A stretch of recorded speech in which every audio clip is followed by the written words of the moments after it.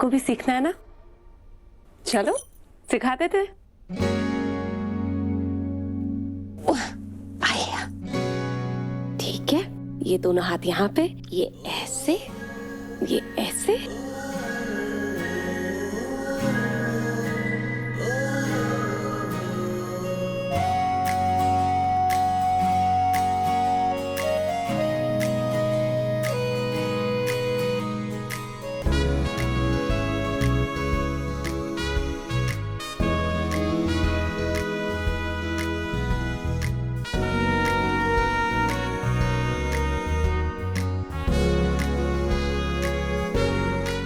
बात बताओ, ये चोट कैसे लगी? आप गिर गए थे? तो फिर बताया क्यों नहीं? ऐसे चोट को ना खुला नहीं छोड़ते हैं, इन्फेक्शन हो जाता है। रुक एक सेकंड। कविता। जी मैम। फर्स्ट एड बॉक्स होगा आपके यहाँ पर? Yes ma'am. प्लीज लेके आइए ना। Okay ma'am. ड्रेसिंग कर देंगे चोट की, फिर थोड़े दिन में एकदम ठीक हो जाएगा।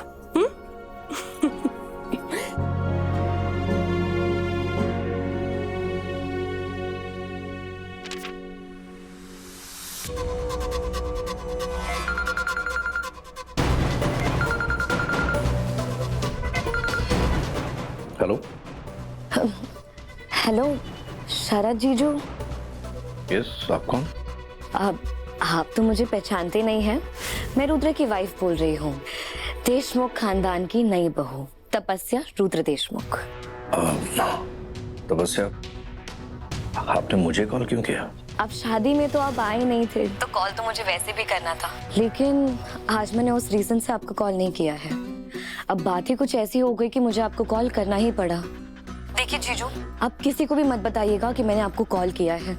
बहुत हिम्मत जुटाकर माया दी के पीठ पीछे मैं ये कॉल कर रही हूँ। नहीं, मैं किसी को नहीं बताऊंगा। तुम बात कर सकती हो, तुम जो कहना चाहती हो बोलो। एक्चुअली जीजू, मैं तो इस घर में नई हूँ ना, मुझे आपके और माया दी के रिलेशन के बारे में इतना कुछ तो नहीं पता है।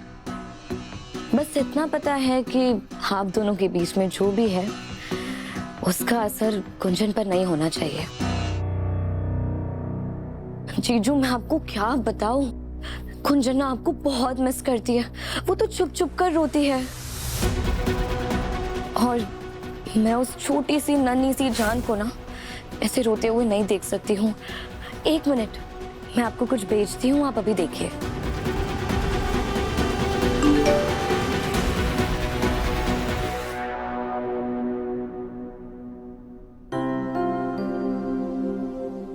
Gunjan, thank you.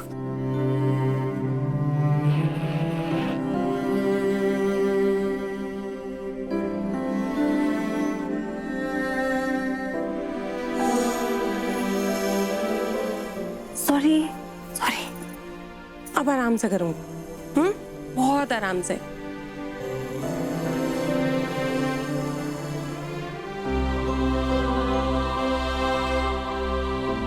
Okay.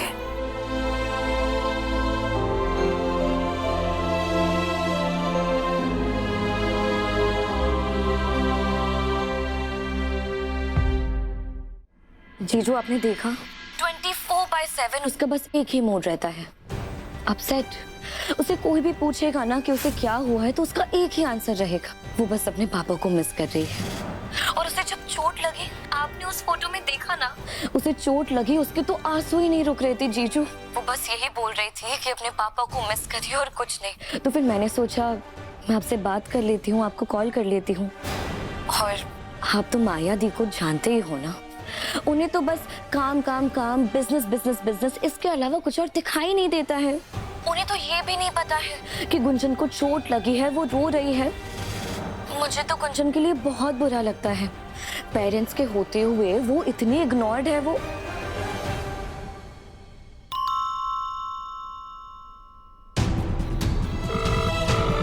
Come on, pick up the call Maya.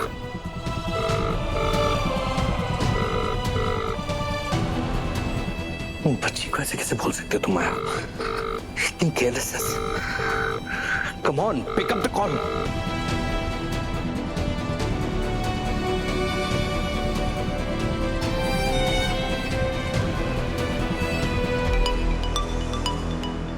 Of course call तो आना ही था। हाँ जीजू। तपस्या, तुम थोड़ी देर के लिए गुंजन का ख्याल रख सकती हो? मैं अभी आ रहा हूं उसे लेने। ऑफ कोर्स जीजू, आप आ जाइए।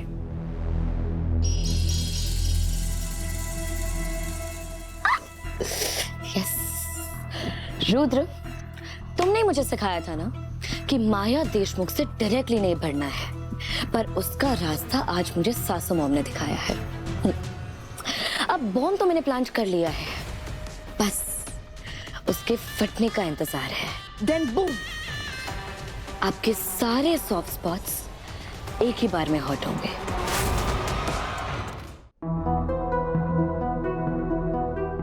हो गया डन। अच्छा एक बात बताओ, आप रो क्यों रहे थे?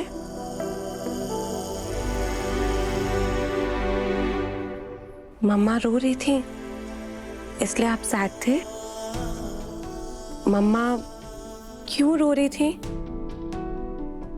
मम्मा पापा को मिस कर रही थी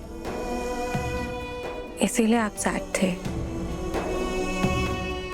आप भी पापा को मिस करते हो?